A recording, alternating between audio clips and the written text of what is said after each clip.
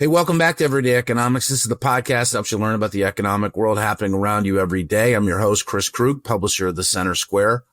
Everyday Economics is brought to you by the Center Square. To support Everyday Economics, please make a tax-deductible contribution by clicking the link in the show description.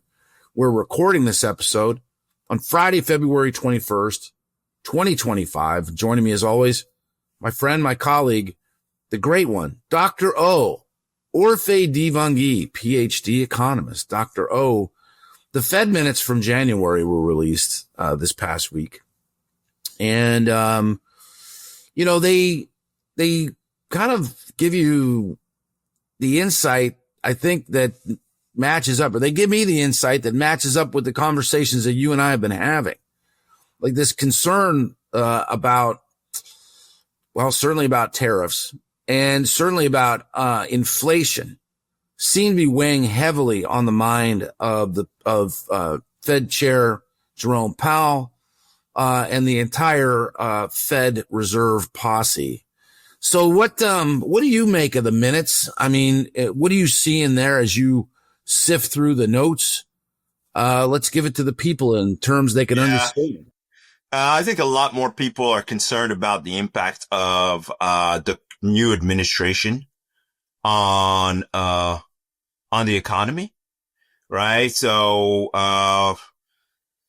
taxes are going to be one of them, right? Remember, if you cut taxes without cutting spending, what you end up with a higher budget deficit, and a higher budget deficit,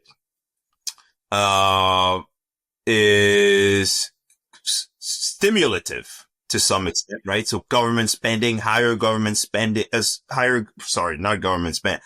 less taxes mean people will take that tax money and go and spend it or invest.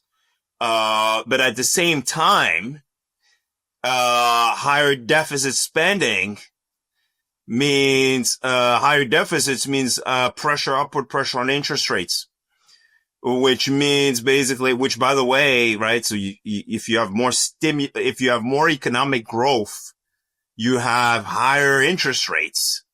And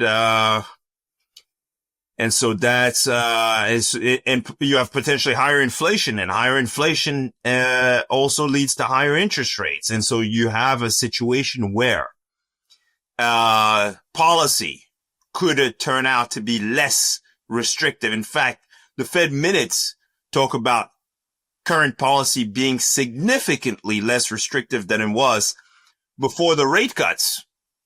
And with the shift in expectations, in inflation expectations, due in part to the new administration, you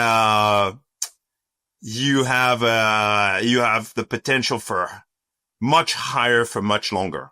And the Fed basically hinted, the FOMC participants hinted at that during the last Fed meeting, which basically means no rate cuts. Yeah. Well, yeah. I mean, I don't want to bottom line it, and derail the conversation.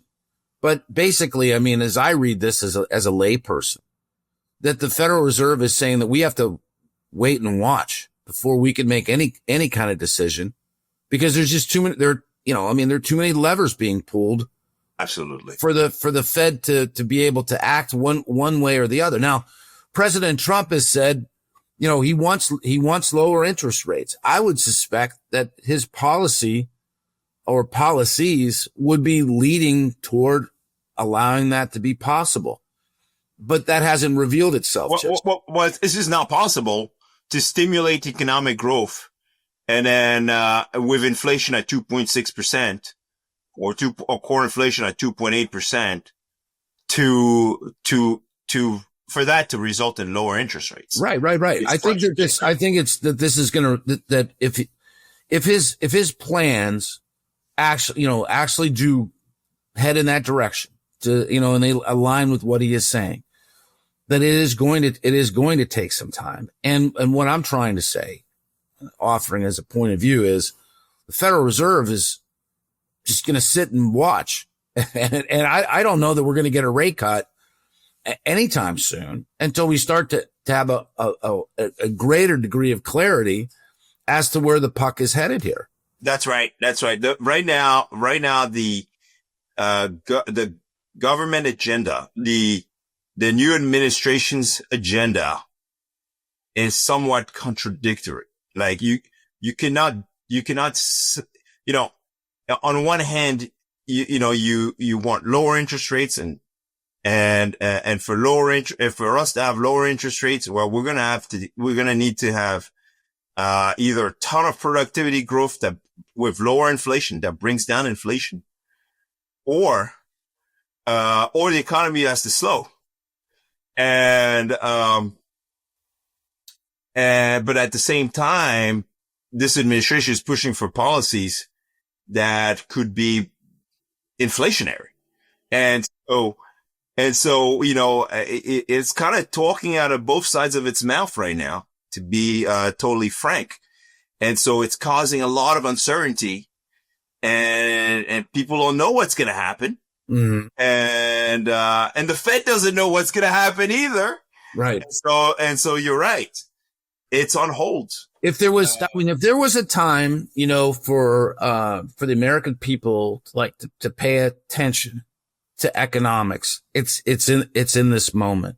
We've gone through, it's 2025, right? I've started adding that to the intro, by the way, because it's hard to believe that that's what year it is, right? With all the things that we went through as a country and as individuals, like during the COVID era, where time at certain points felt like it was frozen, and at other points it felt like it was just absolutely blowing by. It's 2025. We're 5 years past. We're coming up very close to the anniversary of the shutdowns. Yes. Which was about St. Patrick's Day, right? Yes. Really when the United States, one of the worst days of my life. Crazy days, absolutely crazy days. And so, so many levers were pulled, initially during the Trump administration, stimulus, and then during the Biden administration, levers were pulled and pulled desperation out of desperation. That's and right. So now this administration has to, they've inherited like every other administration, the decisions before them. So the fact that this is going to take some time, I think that makes sense. We should be paying attention to the decisions that are being made simply so we can understand sort of risk factors. I think you're spot on.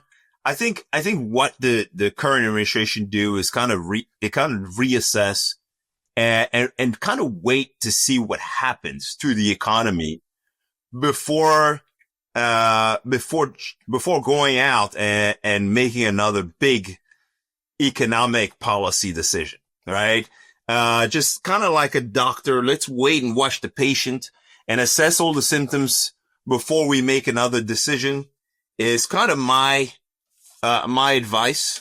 The Fed is certainly doing that. It's pausing to wait to see where we are, to reassess, where we are and where we're headed.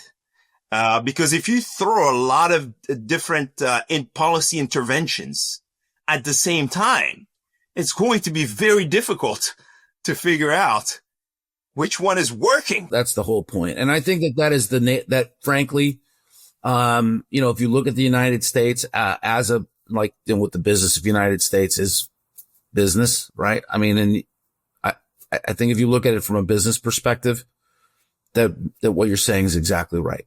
That you cannot just pull all the levers like you're the Wizard of Oz behind the curtain and think that everything is going to be cool. You and I are going to be talking about this quite a bit. And I think that's a good place for us to this conversation is a good place to start. And now is a pretty good place for us to stop. So let's call it good. For Orphe Divounguy, this has been Chris Krug. Subscribe to Everyday Economics wherever you get your podcasts. And make sure you listen to Orphe and me every week on the Center Square Radio Hour.